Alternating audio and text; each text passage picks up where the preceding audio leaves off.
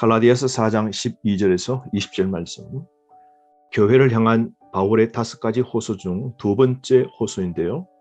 하나님의 사역자에 대한 사랑을 다시 일깨우라 권면하고 있죠. 12절 말씀. 형제들아, 내가 너희와 같이 되었은즉 너희도 나와 같이 되기를 구하노라. 너희가 내게 해롭게 하지 아니하였느니라. 적대자들을 향하여 바울은 놀랍게도 형제들아라고 부르고 있죠. 전에처럼 바울 자신을 대해달라고 간절히 요청합니다. 진로로부터 돌아선 자들, 사역자와 관계가 좋지 못한 자들입니다. 이들을 향하여 바울은 다시 예전처럼 회복되기를 원하는 마음이죠. 13절 말씀, 참된 사역자를 환영하라는 거죠. 내가 처음에 육체의 약함으로 말미암아 너희에게 복음을 전한 것을 너희가 아는 바라. 바울은 육체의 약점이 있었던 것이죠. 그것은 질병이었습니다. 바울이 갈라디아 지역에 복음을 전하러 갔을 때 육체의 질병을 갖고 있었는데요. 그럼에도 불구하고 그들은 약점을 가진 바울을 잘 대해 준 것입니다. 14절 말씀 보십시오. 바울의 육체적 연약함에도 불구하고 그들은 어떻게 했습니까? 너희를 시험하는 것이 내 육체에 있을 때 이것을 너희가 업신여기지도 아니하며 버리지도 아니하고 오직 나를 하나님의 천사와 같이 또는 그리스도 예수와 같이 영접하였도다. 첫 번째, 멸시하지 아니했다는 겁니다. 바울을 업신여기지 않았습니다. 두 번째, 거부하지 않았습니다. 버리지 않았다는 것이죠. 세 번째, 천사나 하나님이 직접 보내신 사자로 영접했다는 겁니다. 놀랍죠. 뿐만 아니라 15절 말씀에 보면 너희 눈이라도 빼어 나에게 주었으리라 말합니다. 바울이 아마 안질의 질병을 갖고 있었던 것 같습니다. 눈이 좋지 못하였던 것 같습니다. 그래서 눈에 육체의 연약함이 있는 바울을 향하여 자신의 맑은 눈이라도 삐어 줄 만큼 바울을 사랑했다는 겁니다. 내 병이 여러분에게 시험거리가 되었을 텐데도 불구하고 여러분들이 나를 너무 잘 대해 주었지 않느냐라고 그렇게 애적이를 생각하며 그들의 따스한 과거의 사랑과 환대를 떠올리고 있는 것이죠. 여러분, 오늘날도 목회자가 허물이 있을 수 있습니다. 육체의 약함뿐만 아닌 영적으로도 부족한 면이 인간이라 있을 수 있죠. 그때 우리는 어떻게 해야 될까요? 목회자의 허물을 이해하고 덮어주었던 갈라디아 순수한 성도들의 이런 모습이 오늘 성도들에게는 있어야 될 것 같습니다. 완벽한 지도자, 완벽한 목회자는 없는 것이죠. 그러나 진리를 위하여 언제나 헌신하고 수고하는 그 사역자를 환영해야 되는 거죠. 그래야만이 우리가 하나님 복음을 전하는 그 목회자를 통하여 말씀의 은혜 받고 우리가 아멘 할 수 있는 것이죠.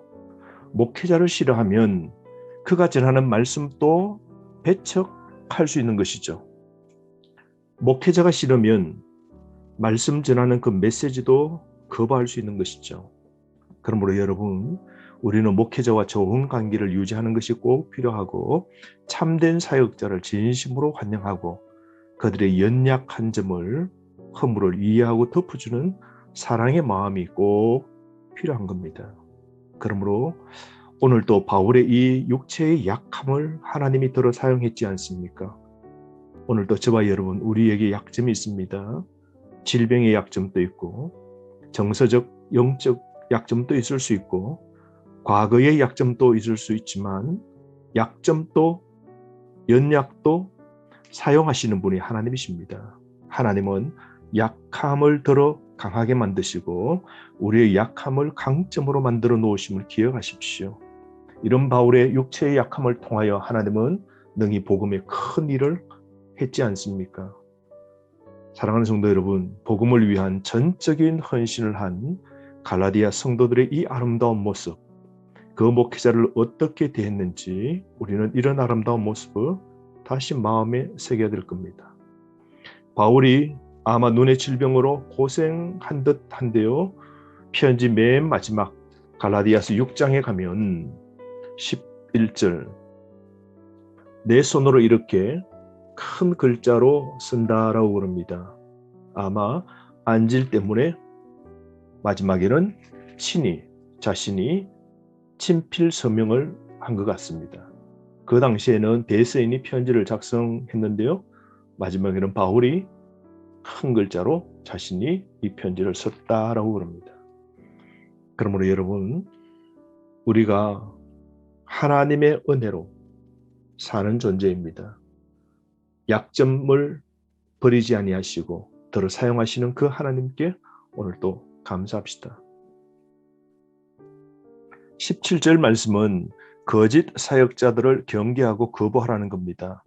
17절, 그들이 너희에 대하여 열심내는 것은 좋은 뜻이 아니다라고 그러죠. 너희를 이간시키고 바울에게서 떼어서 자기들에게로 관심을 돌리려고 하는 악한 생각들을 가지고 있다라고 말합니다. 그러면서 그런 사역자들 거부하라고 그러죠. 18절에서 20절 말씀은 참된 사역자들을 언제나 영접하라고 권면합니다. 믿는 자들의 성장을 위해 고심하고 있는 것이죠. 바울은 항상 자신의 성도들을 향하여 자신의 몸이라도 내어놓는 열심이 있는 것이죠. 19절, 나의 자녀들아 너희 속에 그리스도의 형상을 이루기까지 다시 너희를 위하여 해산하는 수고를 하노니라고 그럽니다. 우리의 최종 목표는 예수 그리스도의 형상이 새겨지는 것이죠. 성숙의 최고의 단계는 그리스도의 형상이 우리 속에 새겨지는 겁니다. 예수님을 닮아가는 것이죠. 그러므로 바울은 갈라디아 성도들 속에 다시 그리스도의 형상이 새겨지도록 영적 성장을 위하여 오늘 수고하겠노라 말씀하고 있는 것이죠. 교회 지도자는 의미의 심정으로 성도를 잘 양육해야 합니다. 참된 사역자는 믿는 자의 성장을 위하여 끝까지 고심하는 것이죠. 처음부터 다시, 지금부터 다시 새롭게 바른 복음에 쓸 수 있도록 해산하는 수고를 하는 의미의 마음으로 바울은 이 일을 하겠노라 다짐합니다. 오늘도 내가 내 주변에 있는 연약한 성도, 그들을 바르게 세우고 그 속에 그리스도의 형상을 새겨놓을 때까지 해산하는 수고처럼 수고하고 봉사하고 헌신하는 저와 여러분 되기를 바랍니다. 여러분, 우리 속에 그리스도의 모습을 닮아가기 위해 노력합시다. 오늘도 성화에 이르르는 거룩한 삶을 행하는 저와 여러분 되기를 바랍니다.